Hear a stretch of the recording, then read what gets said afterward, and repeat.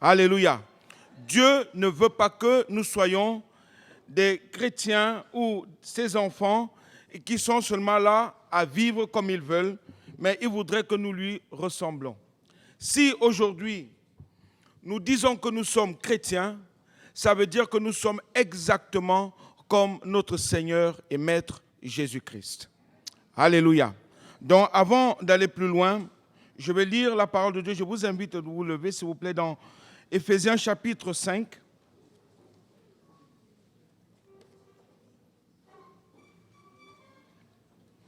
À partir du verset 25. Ou à partir du verset 22. Éphésiens, l'épître de Paul, de l'apôtre Paul aux Éphésiens, à partir au chapitre 5, à partir du verset 22.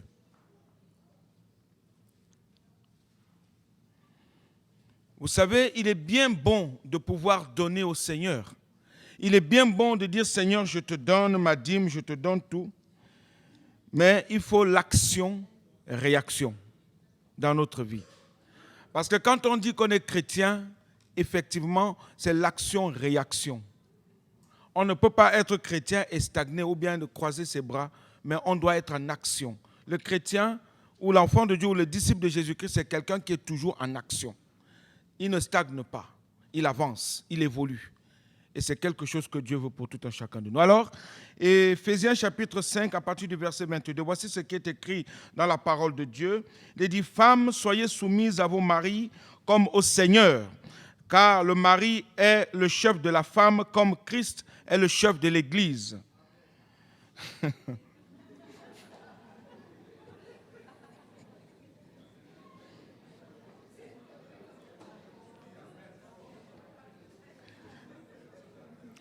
Je vais reprendre cette parole.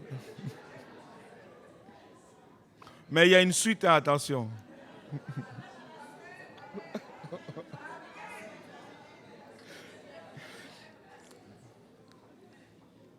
Femmes, soyez soumises à vos maris comme au Seigneur, car le mari est le chef de la femme comme Christ est le chef de l'Église, qui est son corps et dont il est le sauveur. Or, de même que l'Église est soumise à Christ, les femmes aussi doivent l'être à leur mari en toutes choses. Le verset 25 dit ceci. « Maris, aimez vos femmes. »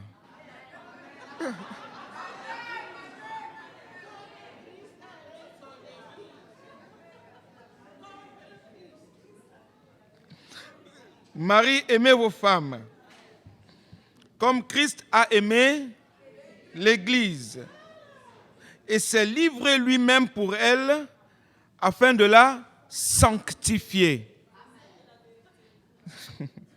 Après l'avoir purifiée par l'eau et la parole, afin de faire paraître devant lui cette Église glorieuse, afin de faire paraître devant lui cette Église glorieuse, sans tache, ni ride, alléluia, ni rien de semblable, mais sainte et irrépréhensible. C'est ainsi que les maris doivent aimer leurs femmes comme leur propre corps. Celui qui aime sa femme s'aime lui-même. Car jamais personne n'a haï sa propre chair, mais il la nourrit et en prend soin comme Christ le fait pour l'Église. Parce que nous sommes membres de son corps, étant de sa chair et de ses os. C'est pourquoi l'homme quittera son père et sa mère et s'attachera à sa femme, et les deux deviendront une seule chair. Ce mystère est grand. Je dis cela par rapport à Christ et à l'Église. Du reste, que chacun de vous aime sa femme comme lui-même et que la femme respecte son mari. Amen. Prions le Seigneur avant d'aller plus loin. Nous te bénissons, Seigneur notre Dieu, car ta parole est oui et amen. Et nous croyons que, Seigneur, cet après-midi, tu vas encore nous faire du bien, tu vas encore nous guérir, nous libérer, nous sauver, briser les liens, les chaînes, briser les jougs, Seigneur, pour que nous puissions être meilleurs et non pires, Seigneur. Viens donc, Seigneur, prendre place dans nos pensées, dans nos cœurs. Nous nous remettons entre tes saintes mains. Seigneur, là où il y a encore, mon Dieu, des ombres de flou, il y a encore du flou, viens, Seigneur, étendre, Seigneur, ta main et que ta lumière puisse prendre place. Seigneur, que tout ce qui est de Satan, des démons, des marabouts, des sorciers ou des hommes, tout ce qui nous empêche, Seigneur, mon Dieu, de pouvoir faire ta volonté, soit lié maintenant et chassé hors de nos vies, au nom tout-puissant de Jésus-Christ. Seigneur, bénis ta parole, remplis ma bouche et que tout soit fait en toi, par toi et pour toi seul. Saint-Esprit, viens encore nous remplir au nom de Jésus-Christ. Amen. Asseyez-vous s'il vous plaît. Saint-Esprit, allons-y.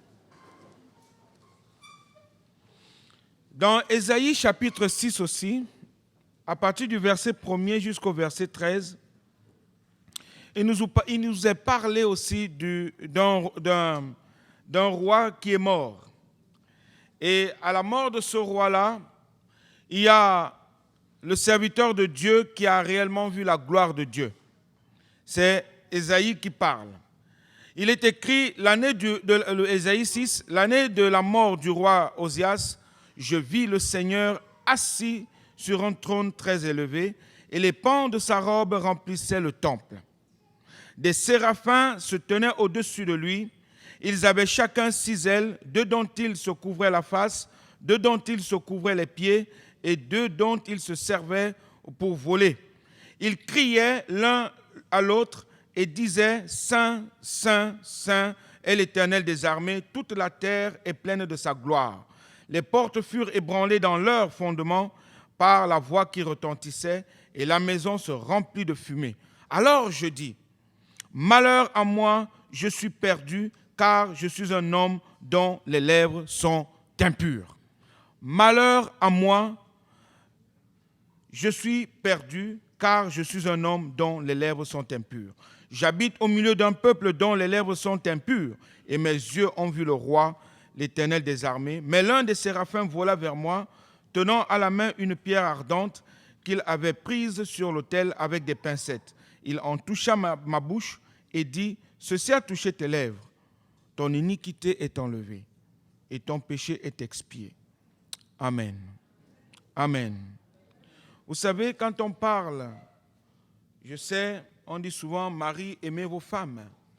Si nous regardons combien Jésus-Christ aime son Église et combien l'Église de Jésus-Christ doit aimer son Seigneur, il y a dichotomie. Aujourd'hui, il y a vraiment dichotomie. Est-ce que l'Église de Jésus-Christ aime réellement encore son Seigneur comme elle doit l'aimer?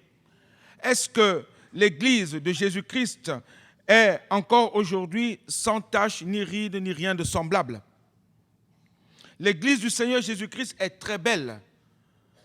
Je vous le redis aujourd'hui, que l'Église de Jésus-Christ que nous, enfants de Dieu, nous représentons, nous sommes beaux et belles. Alléluia. Je ne parle pas de bâtiments, je parle de nous. Parce que celles ou ceux que Jésus-Christ viendra chercher doivent être saints, saintes et irrépréhensibles. Notre vie doit être une vie sainte et irrépréhensible. Et afin que cette Église puisse paraître ainsi devant son roi, son Seigneur, il faut que les rois, comme on a lu dans Ésaïe 6, les rois qui règnent encore en nous meurent. Si ces rois dont nous chérissons encore tous les jours ne meurent pas, nous ne verrons point le roi. Nous ne verrons point notre maître. Nous ne verrons point notre Seigneur. Il faut que ce qui nous empêche de pouvoir être saints, saintes et irrépréhensibles, ces choses-là doivent disparaître de nos vies. Parce que si nous disons que nous sommes chrétiens, quand nous lisons Actes chapitre 11, verset 26, il nous est dit, l'église d'Antioche, oui c'est ça, l'église d'Antioche, pour la première fois, on a appelé les disciples de Jésus-Christ là-bas chrétiens. Pourquoi? Parce qu'ils faisaient exactement ce que Jésus-Christ a toujours fait et qu'il continue encore de faire aujourd'hui. Si réellement nous sommes chrétien, ça veut dire que celui qui vit en nous, celui qui habite en nous, doit être vu, doit être ressenti, doit être touché, doit être goûté au travers de nous. On doit ressentir la présence de Dieu dans nos vies à chaque instant de chaque jour. On doit ressentir Dieu dans tout ce que nous faisons, dans tout ce que nous disons, et dans tout ce que nous pensons, et dans tout ce que nous regardons, et dans tout ce que nous touchons. On doit ressentir Dieu. On doit ressentir la présence de Dieu, qui que nous soyons. On peut prétendre être chrétien, on peut se dire chrétien, on peut parler en langue, on a le baptême du Saint-Esprit et tout ça, sans réellement toucher la gloire de Dieu dans sa vie, ou la vivre. Et si ces rois ne meurent point, alors cette église que nous sommes, cette église que nous représentons, ne pourra jamais voir, ne pourra jamais vivre la gloire de l'Éternel son Dieu. Les rois doivent mourir. Les choses de cette terre doivent disparaître. Les œuvres que nous pratiquons doivent seulement glorifier notre Père et notre Dieu. Si nous nous disons chrétiens et qu'il y a encore des choses en nous qui nous empêchent de pouvoir vivre réellement notre Dieu, cet après-midi, je t'invite de prendre ces choses et de les déposer aux pieds de ton Seigneur et dire, Seigneur, je n'en veux plus. Cet après-midi, on va y arriver, on va aller pas à pas. Il se pourrait que certaines manifestations spirituelles se produisent même au milieu de nous. Mais hélas, pourquoi hélas? Parce que nous ne sommes pas saints et nous ne sommes pas irrépréhensibles. Nous pouvons guérir les malades, nous pouvons prêcher l'évangile comme on veut. Je peux me placer devant vous et aller en enfer si je ne fais pas la volonté de mon Dieu. Je peux imposer les mains aux malades, les malades sont guéris. Je peux faire de grandes choses. Mais si ma vie ne glorifie pas Dieu, si ma bouche ne glorifie pas Dieu, si mes pensées ne glorifient pas Dieu, si ce que je fais, mes actions ne glorifient pas Dieu, je vais en enfer. Là où il y aura des pleurs et des grincements de dents. Dieu a besoin d'un peuple saint. Il a dit lui-même, soyez saints, car je suis saint. Et nous devrions être saints. Tout ce que nous sommes doit être saint. Tout ce que nous faisons doit être saint. Parce que le Saint des Saints vit en toi, mon frère. Le Saint des Saints vit en toi, ma sœur. Et si le Saint des Saints vit en toi, à combien plus forte raison tout ce que tu fais doit glorifier celui qui est saint en toi. À chaque instant de chaque jour, ta vie doit être une vie irrépréhensible. Tes paroles doivent être des paroles irrépréhensibles. Tout ce que tu fais doit glorifier celui qui habite en toi. Alléluia. Alléluia. Nous le disons et je le redis toujours dans chaque prédication, que nous le disons tous les jours, ce n'est plus moi qui vis, c'est Christ qui vit en moi. Ce n'est plus toi qui vis, c'est Christ qui vit en toi. Mais si c'est réellement Christ qui vit en toi, comment se fait-il que ta vie n'est pas aux normes selon ou bien comme celui qui vit en toi? Comment se fait-il que tu ne fais pas exactement comme il te dit de faire? Comment se fait-il que tu ne lui ressembles pas? C'est une question. C'est une question. On est chrétien. On est chrétien. Une église sainte. Une église mise à part pour l'Éternel, son Dieu. Une église séparée de ce que le monde lui offre. Le monde nous offre des tas et des tas de choses. Le monde nous propose des choses qui paraissent être bonnes, mais la finalité mène à la mort. La finalité mène à la mort. Dieu veut que nous soyons une église consacrée. Tu dois être consacré. Dis à ton frère, ta soeur, je suis un consacré, je suis une consacrée. Tu es un consacré. L'église doit être une église consacrée pour son Seigneur et Sauveur, remplie d'Esprit Saint, avec tous ses dons. Et je crois que Dieu ne nous a pas donné le Saint-Esprit comme ça au hasard. Il n'y a pas de hasard avec Dieu. Il n'y a pas de hasard avec Dieu. Si le Saint-Esprit habite en moi, à quand même plus forte raison, toute ma vie doivent glorifier Dieu. C'est vrai, il y a des moments de faiblesse. On le sait, nous sommes faits de chair. C'est vrai, il y a des moments de peur, de crainte. C'est vrai, il y a des moments, c'est difficile. C'est vrai, il y a des moments où on met un genou par terre. Mais celui qui vit en nous, l'Esprit de Dieu, le Saint-Esprit, ne pourra jamais nous laisser tomber. Et ne pourra jamais te laisser tomber. Alléluia.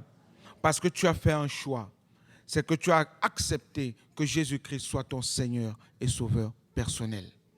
Et parce que tu acceptes que Jésus-Christ soit ton Seigneur et Sauveur personnel, lui, il fait quelque chose de merveilleux. Il accepte de venir habiter en toi par son Esprit Saint. La Bible dit l'Esprit de Christ habite en nous. L'Esprit de Dieu est en nous. L'Esprit de Dieu est en toi. Et s'il est en toi, toute ta vie doit être irrépréhensible. Toute ta vie doit être une vie séparée, sainte, une vie mise à part pour ton Seigneur, pour ton Dieu. Alléluia. Alléluia. Une église irrépréhensible. Ce qui signifie une église qu'on ne saurait reprendre ou blâmer. Une église irrépréhensible, c'est une église sans défaut, sans faute, sans tâche. Une église irrépréhensible en grec, amomos. Amomos, ce qui signifie irrépréhensible. Amomos en grec. Honnêteté, une église honnête, va aussi dans le même sens.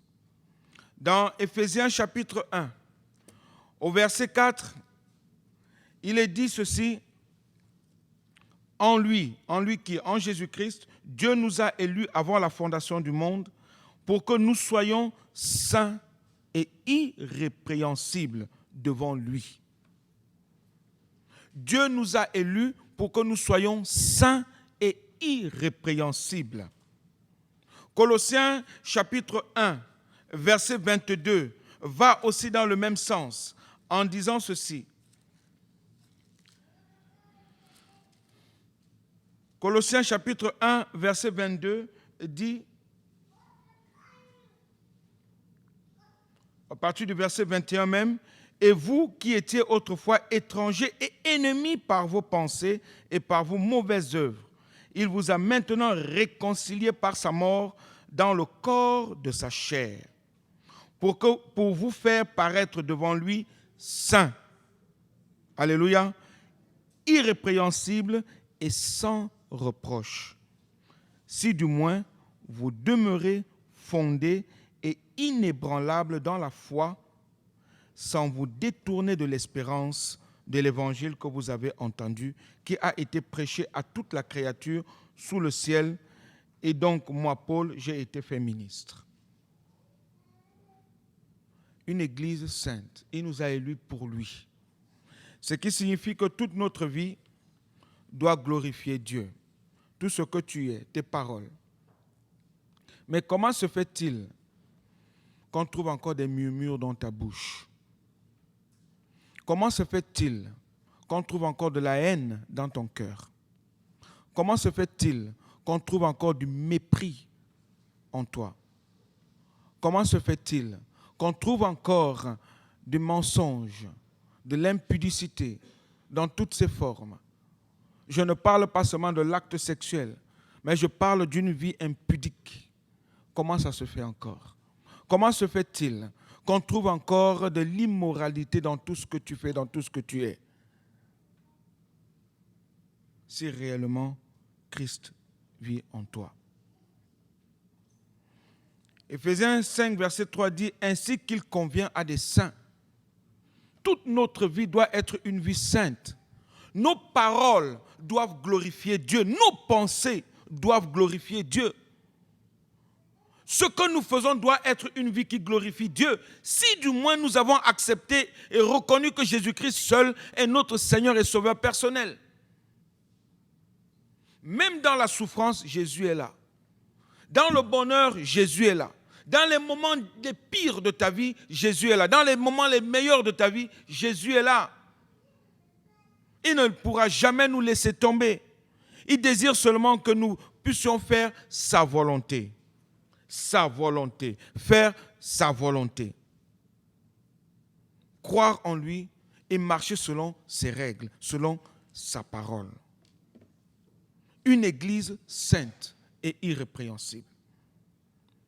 Que rien d'impur, ni de souillé, ne vienne entacher l'église de Jésus-Christ que nous formons.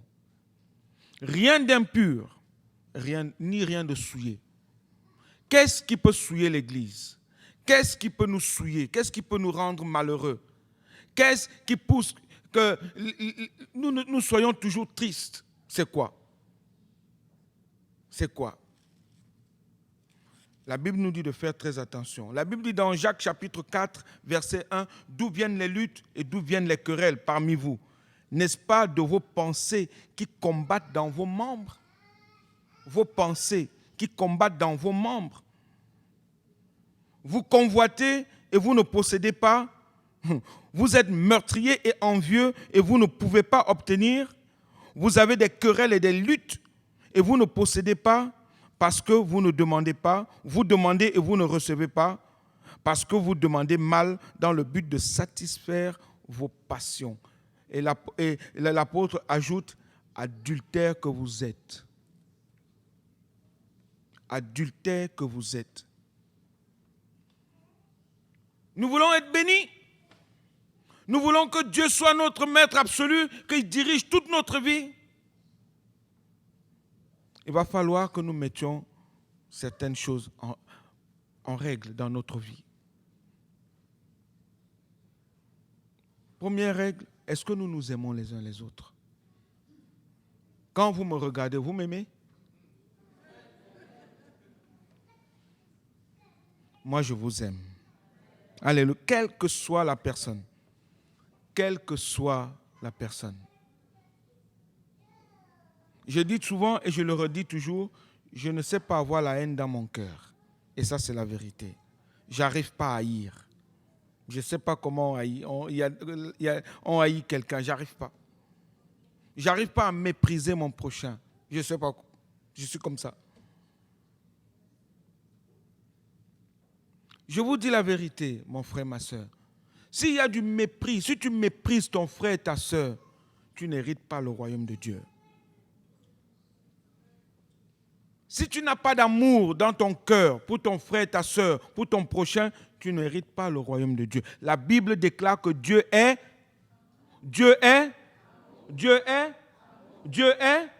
et toi tu es comment? C'est ce que Dieu veut. Dieu est amour et Dieu vit où? En moi, en toi. Combien tout en moi doit être amour? Quelle que soit la situation, quel que soit le problème. Amour.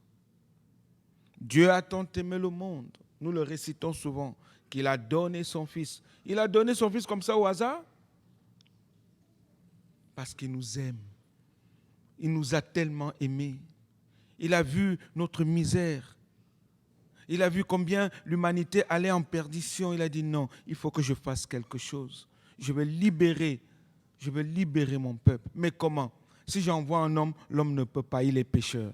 Si j'envoie un ange, l'ange ne pourra pas non plus. Je vais descendre moi-même. Qui enverrai-je? Envoie-moi. Il répond lui-même, envoie-moi Seigneur.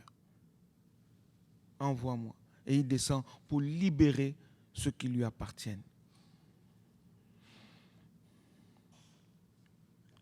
Dans Galates chapitre 5, versets 24 à 25, il est dit, ceux qui sont à Christ ou en Jésus-Christ ont crucifié les passions de la chair. Mon frère, je veux nous booster un peu ce soir, cet après-midi encore. Je voudrais que nous soyons d'autres personnes. Nous appartenons à quelqu'un. Nous appartenons à Dieu. Alléluia. Dis à ton frère, ta soeur, nous appartenons à Dieu. Nous sommes de Dieu. Nous sommes son peuple. Il est venu nous libérer, il est venu nous briser les chaînes, il est venu couper les liens, il est venu enlever les jougs qui étaient sur notre cou. Il est venu nous libérer, nous rendre libres. Mais en nous rendant libres, ce n'est pas de faire de cette liberté un libertinage, de vivre comme on veut. Mais il voudrait que nous soyons exactement comme lui. Si nous n'avons pas compris ces choses, trop tard. Mais il y a encore le temps pour nous cet après-midi d'accepter Jésus-Christ en tout.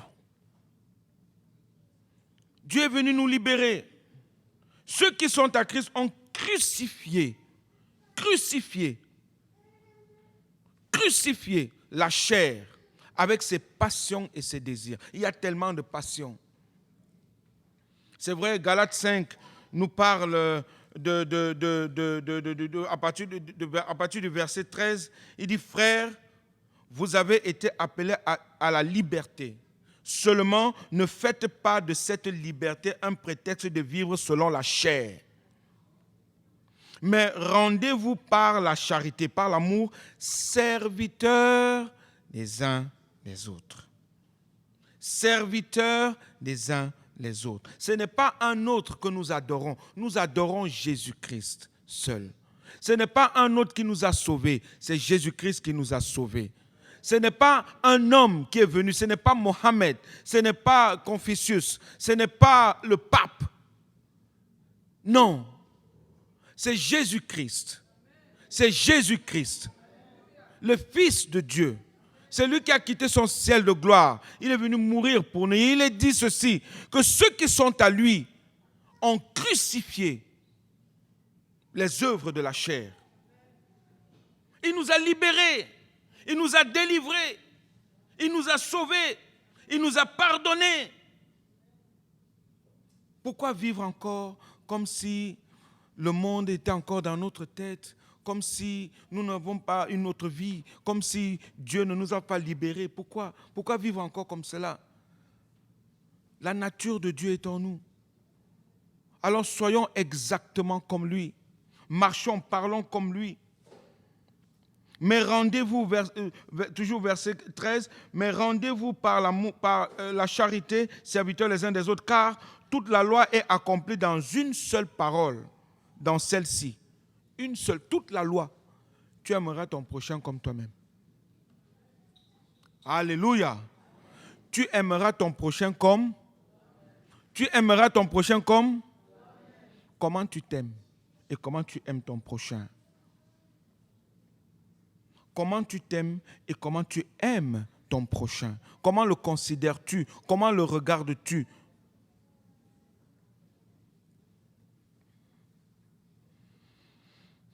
Mais si vous vous mordez et vous dévorez les uns les autres, prenez garde que vous ne soyez détruits les uns par les autres. Je dis donc, marchez selon l'esprit. Voilà notre vie. Vivre et marcher selon l'esprit. L'esprit de Dieu. Parce que nous avons accepté Jésus. Il nous a envoyé l'Esprit Saint pour nous conduire, pour nous guider, pour nous diriger. Christ a rendu son Église belle, irrépréhensible. Mais le cœur de l'homme étant tortueux ne s'en rend même pas compte. Car, on a lu Ésaïe 6, car ces rois en nous ne font que nous empêcher de paraître comme l'Éternel notre Dieu veut qu'on soit. Il n'est plus bon que tu continues à te compromettre avec le péché, avec les envies de ce monde. Jésus-Christ revient bientôt. Sommes-nous prêts à partir avec lui? Es-tu prêt? Es-tu prête? Dans Apocalypse chapitre 3, versets 15 à 22, on nous parle de cette église tiède. Et il est dit, si tu es tiède, je te vomirai de ma bouche. Puisses-tu être froid ou bouillant. Mais parce que tu veux paraître être quelque chose, eh bien, moi, je te vomirai de ma bouche. Dieu veut que nous soyons bouillants pour lui. Nous ne soyons pas des disciples tièdes. Dans Matthieu chapitre 22, versets 34 à 40, cela nous montre que nous devons aimer notre Père et notre Dieu et notre prochain. Il faut qu'on s'approche de Dieu avec un cœur vrai et sincère. De tout ce que nous faisons, de tout ce que nous disons, nous devrions être vrais et sincères. On nous a parlé de donner à Dieu. Je crois qu'il faut aussi donner avec vérité et avec sincérité à Dieu de tout ce que nous avons et de tout ce que nous sommes. Et c'est très important. Autant on s'approche de Dieu, autant on commence à se sentir vraiment sale. Et ça, c'est la vérité. Autant tu t'approches de la sainteté de Dieu, autant tu t'approches de la lumière de Dieu, autant tu commences à te rendre compte que, mais je suis réellement sale. Tout ce que je fais, je croyais que c'était bon. En fait, Seigneur, pardonne-moi. Et c'est ce que Dieu veut, que nous nous approchons de lui. Dans Ephésiens 5, versets 8 à 14, ce verset nous enseigne que la lumière de Dieu éclaire nos ténèbres, les ténèbres de nos cœurs. Dieu cherche des hommes et des femmes qui vont se lever pour faire sa volonté et son œuvre sans compromis. Que ce soit la prédication, que ce soit l'œuvre de Dieu dans l'Église, que ce soit l'évangélisation, que ce soit au travail, que ce soit dans la rue, que ce soit de partout où nous sommes, je crois que l'Éternel Dieu veut des hommes et des femmes qui font son œuvre sans compromis. Sans compromis.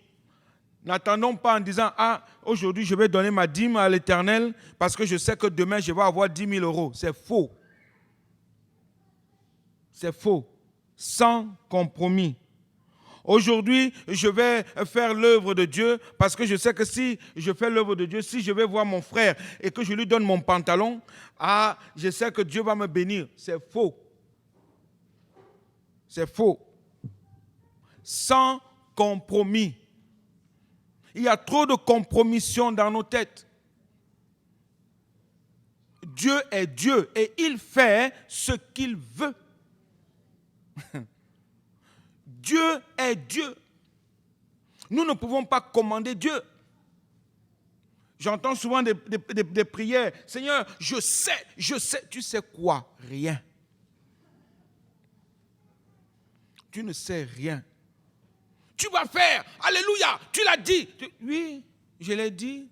Mais en mon temps, ce n'est pas à toi de me donner un ordre. Dieu le fait en son temps. Nous prions souvent en levant le doigt. Nous prions souvent en grondant Dieu. Ce n'est pas ce que Dieu veut. Dieu est notre Père, il est Dieu. Et je ne crois pas que nous-mêmes, là, nous allons souvent vers nos parents et puis nous commençons à gronder nos parents. Je ne crois pas. Je ne crois pas. Ou bien je vois mes enfants venir vers moi. Papa, tu as dit, alors tu le fais maintenant. Mais je vais dire, tu sors d'où toi? C'est ça. Et à quand même plus forte raison notre Père. Moi, mes prédications vont pour que nous ayons des cœurs purs, des pensées pures, une vie pure, afin que lorsque nous élevons nos mains vers notre Père, que nous ayons des mains pures. Je ne peux pas venir ici, m'asseoir et prier, dire « Alléluia, Dieu, je t'aime », alors que dans mon cœur, il y a des mauvaises pensées, de la haine, des jalousies. Ce n'est pas possible. Ce n'est pas possible. Je ne peux pas. Parce que si je le fais, je suis menteur. Je suis menteur. Je suis menteur. Peut-être que tout le monde va dire Amen. Ah, quelle belle prière. Mais Dieu lui dit quoi?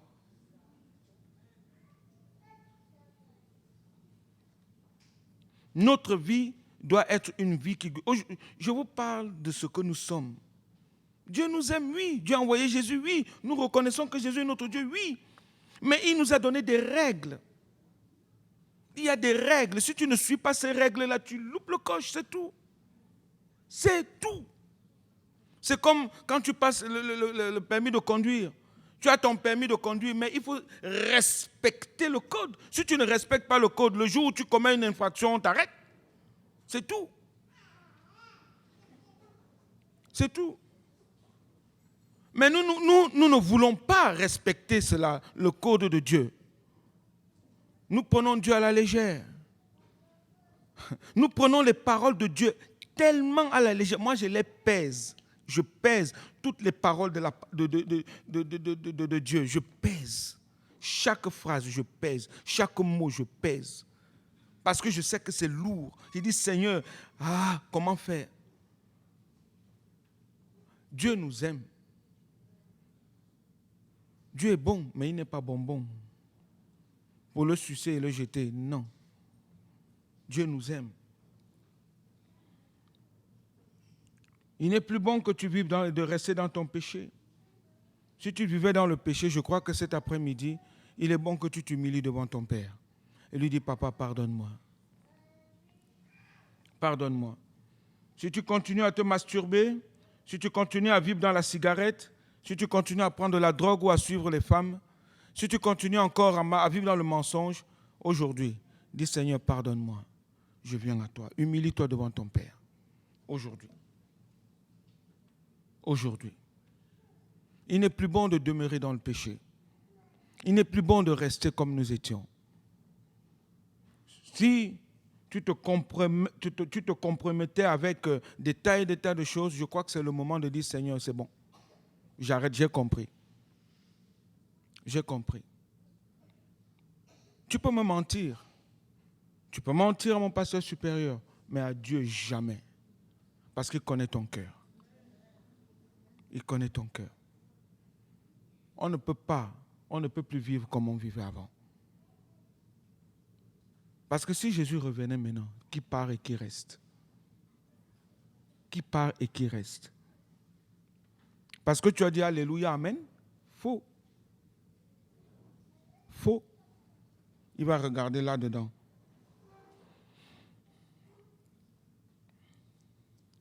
Dieu cherche des hommes et des femmes qui vont se lever pour faire sa volonté.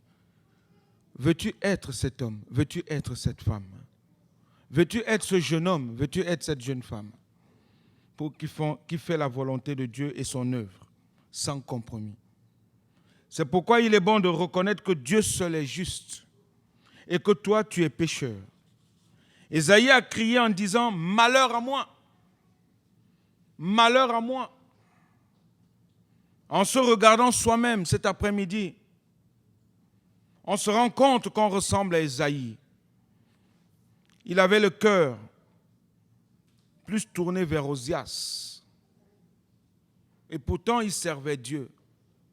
Et pourtant, il était le prophète de l'Éternel.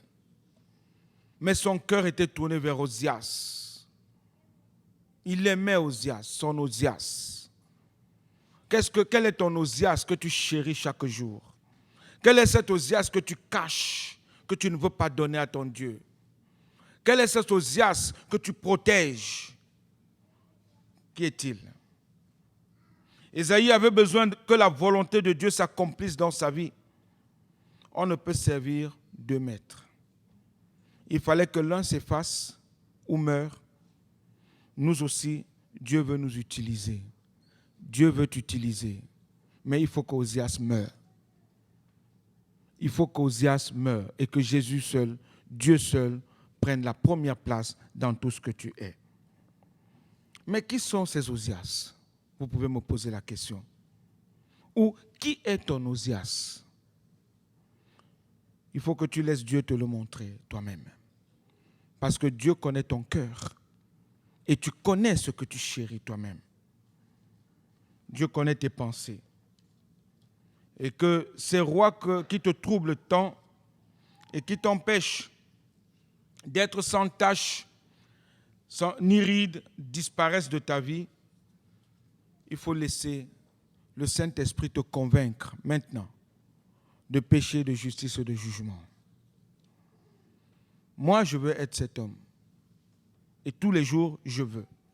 Je veux être cet homme que Dieu cherche et que Dieu veut utiliser. Je veux être cet homme que Dieu veut envoyer. Je veux être cet homme que Dieu veut utiliser pour faire ses merveilles à chaque instant de chaque jour. Et toi, cet après-midi, est-ce ton désir? Est-ce ton désir de laisser Dieu gérer ta vie? Le Seigneur notre Dieu a fait de nous une sainte postérité en son Fils bien-aimé Jésus-Christ.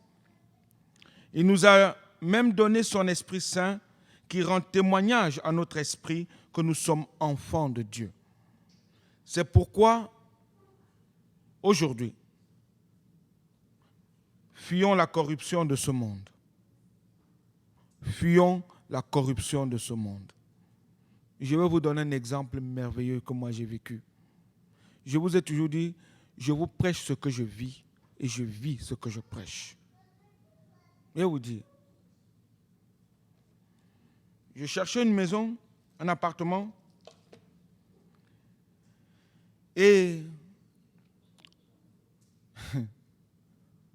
on vient me dire, frère, écoute, étant donné que tu n'as pas tous les papiers nécessaires pour que tu aies un appartement, donne-moi 100 €, moi je vais t'amener quelque part, je vais te faire ces papiers-là, comme ça tu vas présenter ces papiers pour avoir un appartement.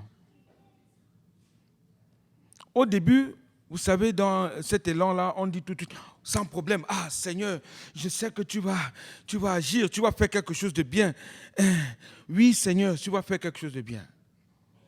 Mais quand je me suis assis, j'ai regardé le ciel, j'ai regardé notre Père. J'ai dit, Seigneur, si je fais ça, ça prouve que je n'ai pas confiance en toi. Ça prouve que je suis en train de me compromettre. Si je vais, ça prouve que tu n'es même pas puissant, tu n'es pas le tout-puissant.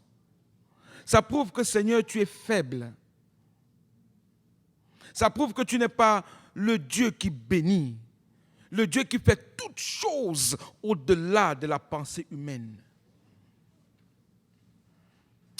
J'ai regardé mon frère, j'ai dit, pardon, laisse-moi dans mon état.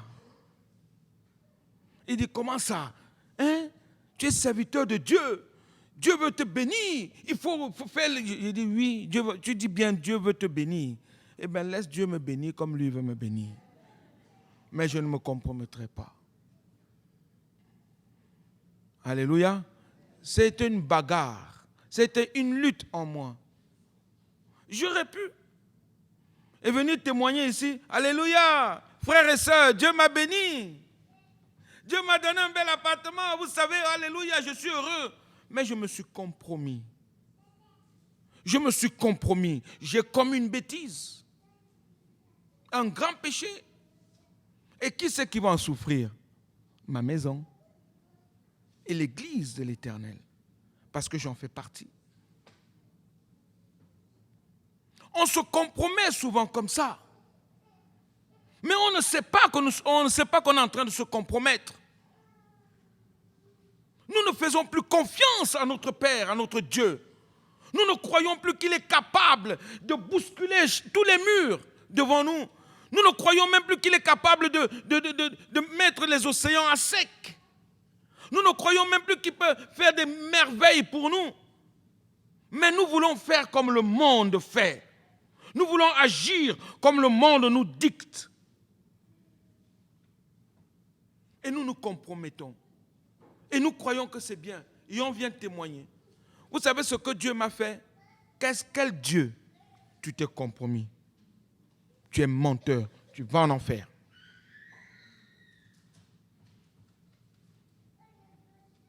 Alléluia. Je vous dis, je vous prêche ce que je vis. Et je vis ce que je prêche. La bonne nouvelle, c'est que Dieu nous a aimés. Et ce Dieu d'amour est capable de briser toutes sortes de chaînes et d'ouvrir toutes sortes de portes. Rien n'est impossible à notre Dieu. Le même Dieu qui a délivré Shadrach, Meshach et Abednego de la fournaise ardente de Nabuchodonosor est capable de faire des merveilles pour toi à chaque instant de chaque jour.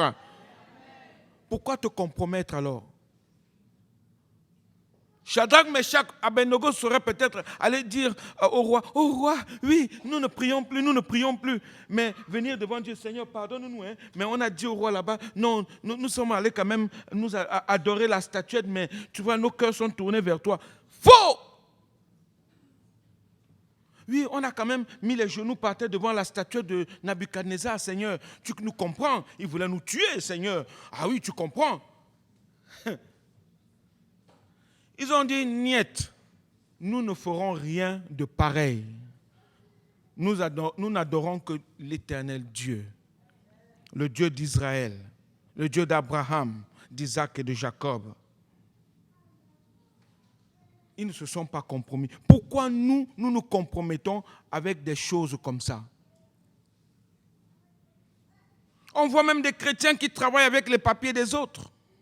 Tu te compromets. Tu te compromets. Je suis africain, je sais ce que je dis.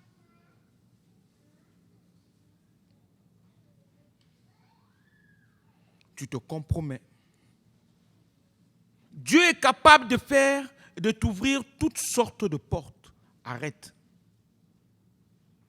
Dieu est capable, et même s'il ne t'ouvre pas la porte, il te renvoie chez toi, il est capable de te bénir là-bas. Moi, j'ai connu un frère dans cette église. Il vivait avec les papiers d'un autre. Arrivé à l'école biblique, il a dit, Seigneur, voici les papiers de l'autre là, je n'en veux plus. Voici mon vrai nom, voici mon vrai âge, voici comment je vis. Il a tout donné. Il a continué l'école biblique. Quand il a fini l'école biblique, on a dit, il faut que tu rentres chez toi. Il dit, je rentre chez moi. Il n'y a pas de problème, c'est chez moi. Il n'y a rien qui me dérange. Il est rentré chez lui, il a une église de 3000 membres. N'est-ce pas une bénédiction? Il a refusé la compromission. Croyons-nous que Dieu est incapable? Des fois, il te fait passer par des moments un peu difficiles. Mon ami, c'est pour ta sanctification. C'est pour que tu apprennes à lui faire confiance. Oh, je vais vous booster ce soir. Tu vas sortir d'ici étant rempli. Il faut que tu comprennes ces choses. Tu ne peux plus te compromettre. Arrête. Arrête. Ne viens pas mentir en te plaçant en disant, Seigneur, Dieu m'a béni, Dieu a fait. Dieu n'a rien fait. C'est toi-même. Tu es menteur, tu es menteuse. C'est toi-même. Dieu n'a rien fait. C'est comme un jour, une soeur qui vient témoigner à Lyon et qui dit, ah, le Seigneur m'a donné les papiers français. Il dit, continue ma soeur, ton témoignage. Eh bien, je suis allé à la mairie et on m'a donné les papiers. À la mairie, d'accord. Tu n'as pas déposé. Il dit, non, jamais. Tu as changé de nom, tu as changé d'âge, tu as changé de tout. Et on t'a donné comme ça. Tu viens mentir à l'église. Tu viens mentir à l'église. Tu viens mentir à l'église. Tu viens mentir à l'église. Et j'en connais. C'est le moment de se réveiller, peuple de Dieu. C'est le moment de fuir la compromission. C'est le moment de fuir le péché qui est toujours tapis à notre porte. C'est le moment de dire, péché, je ne veux plus de toi. C'est le moment de dire, je veux vivre la sainteté de vivre. Je voudrais être saint et irrépréhensible. Qu'est-ce qui est impossible à Dieu? Je voudrais que tu réfléchisses. Qu'est-ce que Dieu ne peut pas faire? Dites-moi. Dites-moi. Qu'est-ce qui est impossible à Dieu? Ta situation? Ta maladie? Ton péché? Tes souffrances? Tes douleurs? C'est ça qui est impossible à Dieu?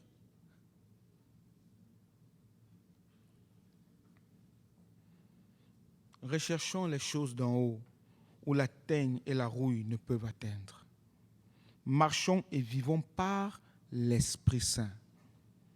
Comme Ésaïe, il a eu un ministère puissant. Puissant.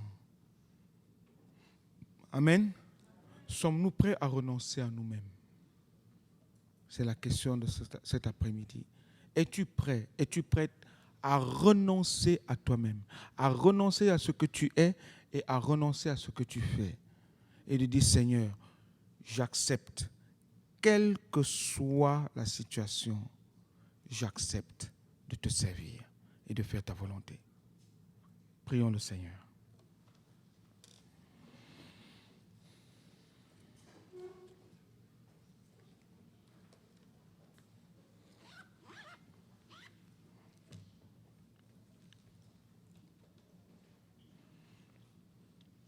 Jésus-Christ viendra chercher une église sans tache, ni ride, ni rien de semblable. Une église irrépréhensible, sainte.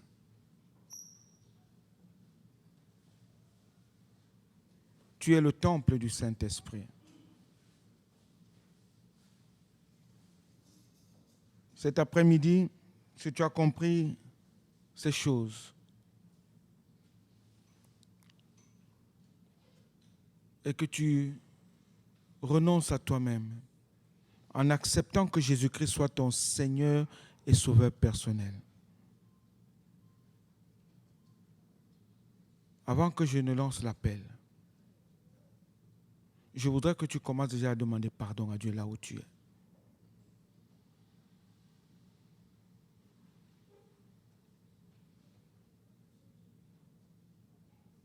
Je voudrais que tu commences à dire, Seigneur, pardonne-moi.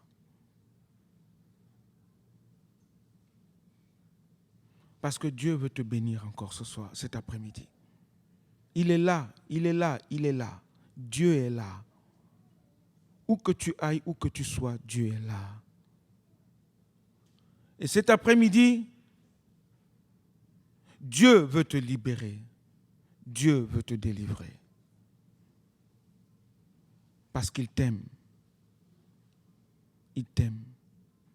Il a accepté de porter ton opprobre. Il a accepté de porter tes malédictions. Il a accepté de devenir malédiction à cause de toi. Il a accepté de porter tes maladies, tes souffrances, tes douleurs, tes problèmes.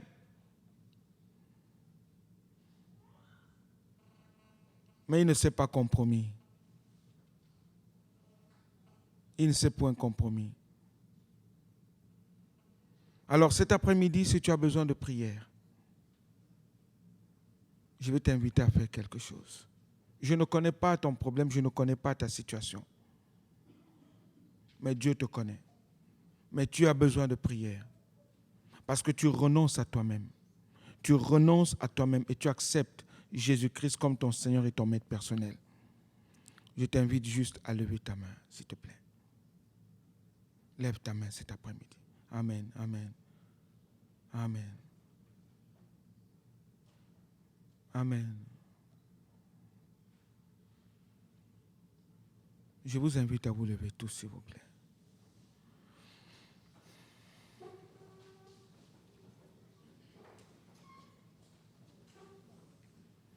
Aujourd'hui, si tu entends la voix de ton Dieu, n'endurcis pas ton cœur.